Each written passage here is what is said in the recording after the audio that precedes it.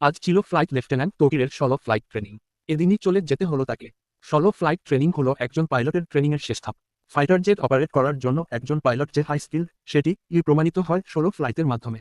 ট্রেনিংয়ের এ পর্যায়ে পাইলটকে নেভিগেটর বা কো পাইলট বা কোনো প্রকার ইনস্ট্রাক্টর ব্যতীত একাই ফ্লাইট অপারেট করতে হয়। ফ্লাইট লেফটেন্যান্ট তৌকির আজ সেরকমই একটি ট্রেনিং ফ্লাইট অপারেট করছিলেন।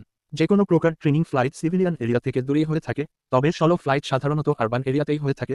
আর আরবান এরিয়াতে এ ধরনের সেন্সিটিভ ফ্লাইট অপারেট করার জন্য পাইলটকে যথেষ্ট কোয়ালিফাইড হতে হয়। ফ্লাইট লেফটেন্যান্ট তৌকির তেমনই একজন পাইলট। তোর ট্রেনিংয়ের লক্ষ্যে তৌকির তার F-7 বিমান নিয়ে কুর্মিটোলা পুরাতন এয়ারফোর্স বেস থেকে টেক অফ করেন। এরপর উত্তরা, দিয়াবাড়ি, বাড্ডা, হাতিরঝিল, রামপুরা আকাশ জুড়ে তিনি উড়তে থাকেন। তবে কিছুক্ষণের মধ্যেই তিনি বিমানে কিছু সমস্যা আজ করেন। কন্ট্রোল রুমে রিপোর্ট করে জানান যে তার বিমান আকাশে ভাসছে না, মনে হচ্ছে বিমান নিচের দিকে পড়ে যাচ্ছে। কন্ট্রোল রুম থেকে ইনস্ট্যান্ট রেসপন্স করে ইজেক্ট করার জন্য জানানো হয়। কিন্তু সংশ্লিষ্ট কর্তৃপক্ষের সাথে কথা বলে যতটুকু জানা সম্ভব হয়েছে, ফ্লাইট লেফটেন্যান্ট তৌকির শেষ মুহূর্ত অবধি চেষ্টা করেছেন বিমান বাঁচানোর জন্য। তিনি বিমানটির সর্বোচ্চ ম্যাক্স স্পিড তুলে বেশের দিকে ছুটতে থাকেন। এর মধ্যেই কন্ট্রোল রুমের সাথে পাইলটের যোগাযোগ বিচ্ছিন্ন হয়ে যায়। তার ঠিক 1 থেকে 1.5 মিনিটের মধ্যেই বিমানটি নিয়ন্ত্রণ হারিয়ে উত্তরা মাইলস্টোন স্কুলে বিধ্বস্ত হয়। এখন পর্যন্ত এতটুকুই জানা গেছে। তবে বিমানের কি ধরনের টেকনিক্যাল ফেলিওরের জন্য এই দুর্ঘটনা ঘটল, তা কেবলমাত্র ম্যাসিভ ইনভেস্টিগেশন হলেই জানা সম্ভব।